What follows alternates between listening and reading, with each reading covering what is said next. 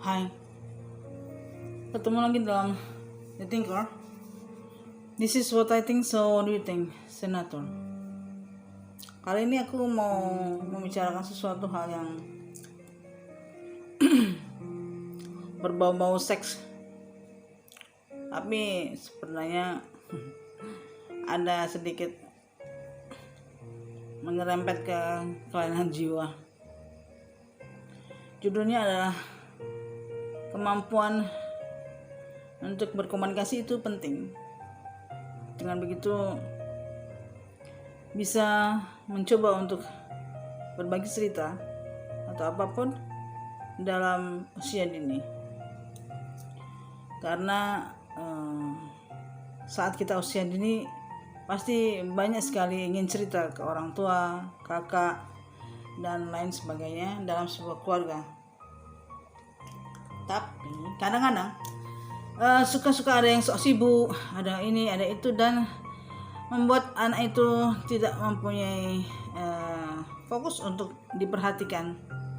Dia selalu ditinggal dan lain sebagainya, yang mungkin juga bisa menjadi bagian-bagian dari pelecehan seksual dari seseorang.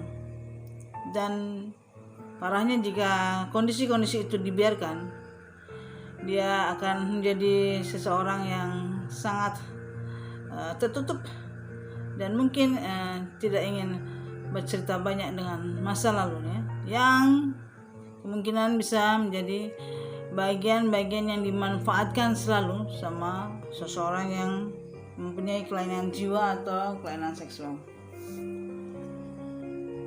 Dulu waktu aku kecil ada cerita, ada orang-orang yang suka sekali dengan melakukan beberapa kegiatan seksual yang katanya waktu itu adalah mereka yang suka melakukan kegiatan seksualnya dengan binatang. Waktu itu memang ada isu ini dan itu. Cuma aku kan namanya juga anak ya, dan namanya juga teman dan lain sebagainya, itu selalu ada banyak bumbu. Cuma kadang mereka membumbuinya juga tidak jauh daripada yang diinformasikan. Cuma suka kadang-kadang ketawa-ketawa kan, wah ini kok ini. Nah, pada masa itu ada isu karena berkaitan dengan binatang. Waktu itu ada beberapa binatang yang memang jadi binatang peliharaanku, yang antaranya adalah kucing, kemudian ada monyet, ada burung hantu, ada anjing, dan beberapa binatang kecil, ayam-ayam kecil gitu loh. Waktu aku sekolah juga aku suka sekali dengan kelinci, dan semuanya juga tidak dalam kondisi yang bagus saat itu karena tidak punya pemikiran dengan hal-hal yang berpikiran ke arah seksual atau kelainan seksual. Saat itu memang ada cerita mereka ini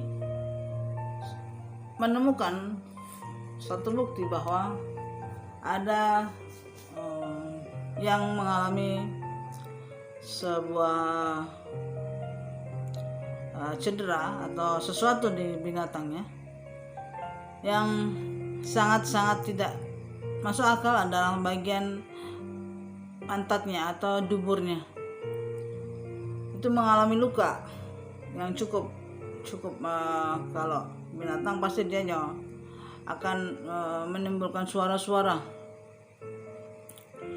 Dan waktu itu ada isu mereka yang mempunyai ternak ayam dan bebek juga mengalami hal-hal yang tidak mengenakan, karena ternyata orang yang mengalami kelainan jiwa atau kelainan seksual itu selalu datangnya malam-malam, dan dia juga suka sekali untuk melakukan dengan binatang-binatang itu pada saat malam-malam.